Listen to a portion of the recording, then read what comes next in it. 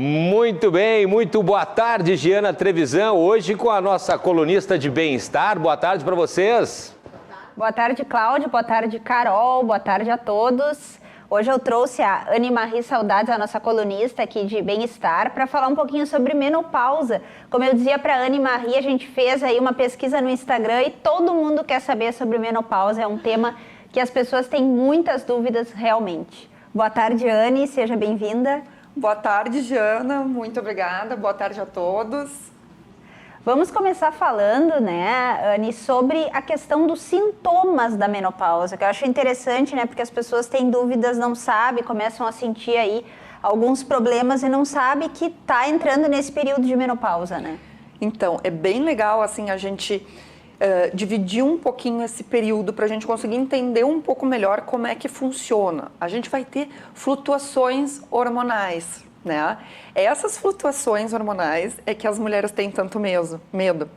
E essas flutuações são um período anterior à menopausa. Ou seja, nós podemos ter 4 a 8 anos antes da menopausa todas essas flutuações que nos causam fogachos, insônia, perda de qualidade de vida, retenção de líquidos.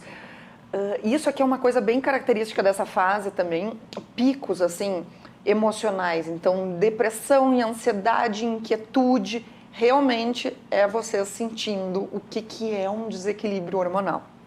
Isso aí seria a pré-menopausa, digamos assim. Exatamente. É como se fosse uma TPM, na verdade, para quem... Uma TPM enlouquecida, mas é uma TPM, né? Então, nós temos essas flutuações hormonais e como qualquer desequilíbrio hormonal, nós estamos entrando numa fase que é menopause. Então, é a pausa do homem, nós não seremos mais férteis.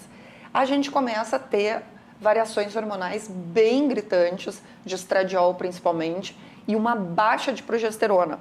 E é aí que entra o problema, porque nenhum hormônio faz mal para o nosso corpo. Todo hormônio é essencial, todo hormônio tem as suas funções, mas o desequilíbrio deles sempre acarreta em algum problema para nós. E durante essa fase da mulher, ela sente muito. Coitadinha das mulheres que passam por essa fase assim, com tantos sintomas exacerbados. E quais seriam, Anne, essa questão aí das alterações do ciclo menstrual, até para a mulher saber um pouco, né, como lidar com isso? Que tipo de alterações aí se tem? Nós temos alterações no ciclo, ele pode ficar os ciclos mais curtos, com mais sangramento, porque vocês têm que imaginar que o estradiol, que é esse que eu estou falando para vocês, que ele fica em picos, né? Ele fica subindo, até se a gente comparar com o nosso período de uma idade um pouco mais nova, ele fica com picos mais altos.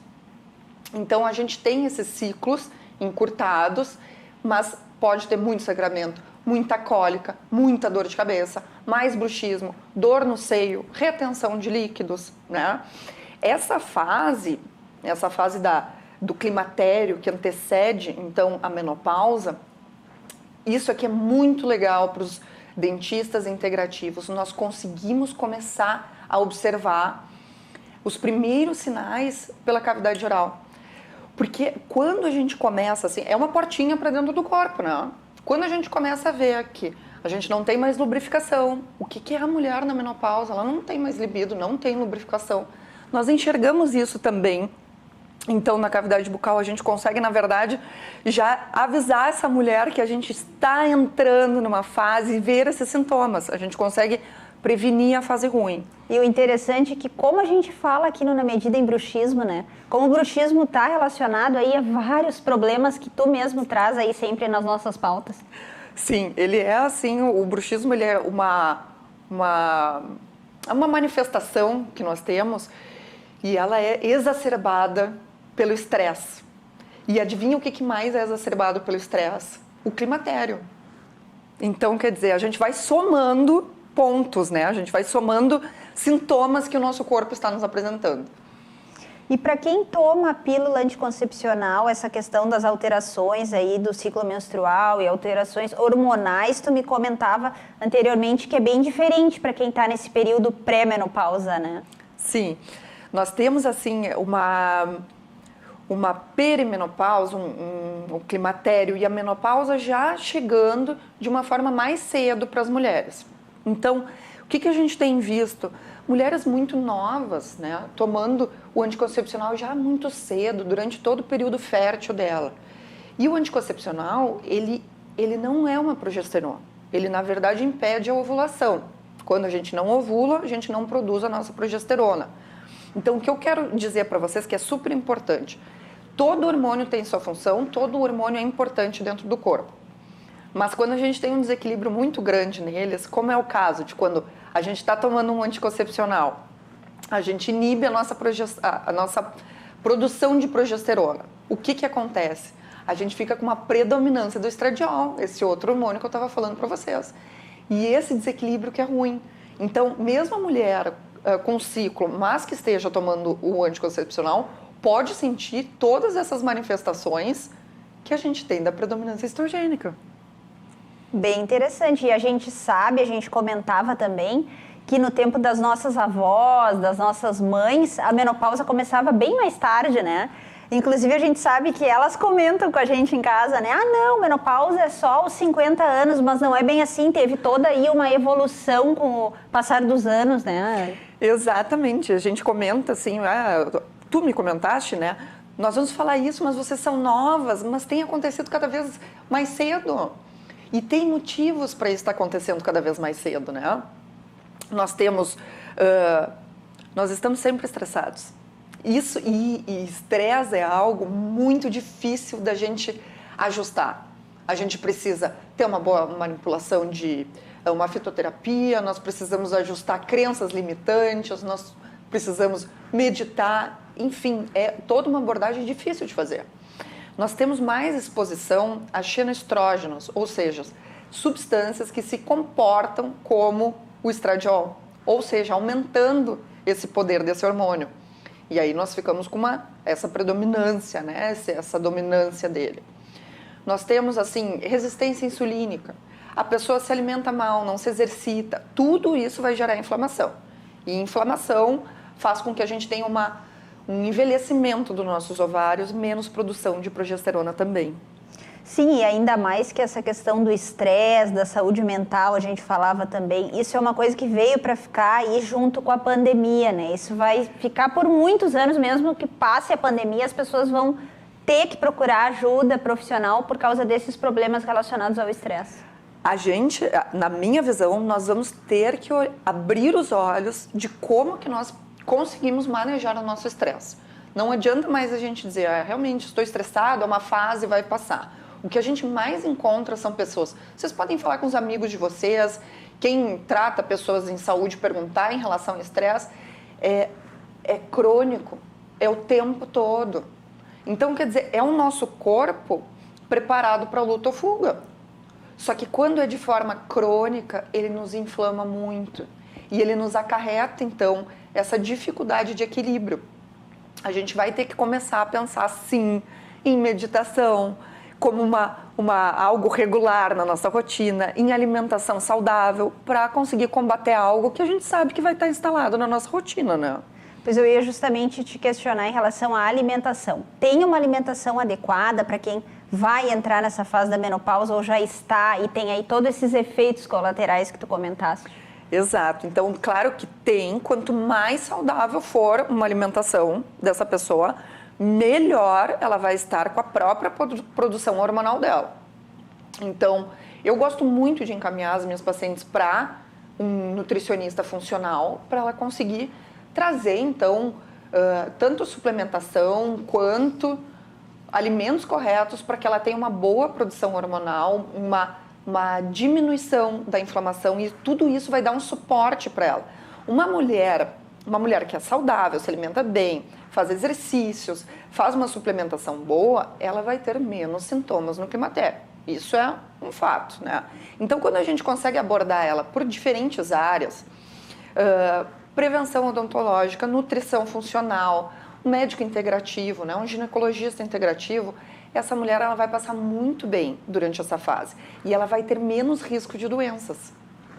E uma das coisas que tu me comentava também, eu achei bem interessante, porque a gente ouve falar bastante, mas não sabe muito, até um dia tu vai vir aqui no Na Medida para falar um pouco sobre a aromaterapia. Isso é um benefício para quem está na menopausa, né? Muito, Jana. Eu sou muito fã da aromaterapia porque é uma forma natural que a gente consegue também de trazer benefícios para as pacientes.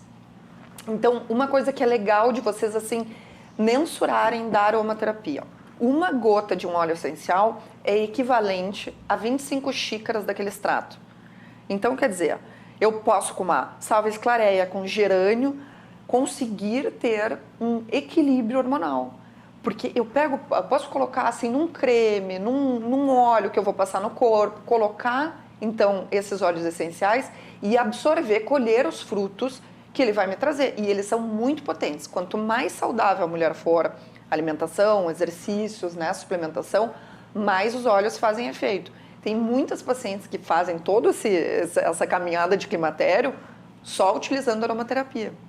Mas é interessante ter o acompanhamento de um profissional para também não fazer aí algum erro e acabar trazendo problemas, né? Sempre, né, Diana? Sempre, porque a gente vai levando a pessoa por essa trajetória, né? Então, em algumas vezes nós vamos usar mais alguns óleos, a quantidade. Existem alguns óleos que têm interferências medicamentosas, a gente tem que saber, a gente tem que modular isso, tem formas de usar óleo. Na pele, inalando, ingerindo. Então, como que a gente vai fazer isso, né? Então, a gente faz de uma forma bem assertiva para a pessoa, mas o acompanhamento, ele é sempre necessário. E a gente falando em acompanhamento, aí vem também aquela questão dos exames de rotina, né? Como é que essa mulher aí que está em menopausa, que tipo de preocupação ela deve ter em relação a esse tipo de exames de rotina? Eu acho muito legal uma mulher sempre trabalhar na prevenção. A prevenção é que vai evitar que eu tenha a doença. O diagnóstico, quando eu vejo, realmente estou com a doença, bom, ela está instalada, isso é um diagnóstico. Mas trabalhar na prevenção, a gente consegue, assim, evitar a doença, né? Ou se chegar, a gente já conseguiu preparar todo o terreno biológico para conseguir nos levar, fazer o nosso corpo ir à cura. Então, exames são muito importantes, todos os exames, bateria sanguínea, né?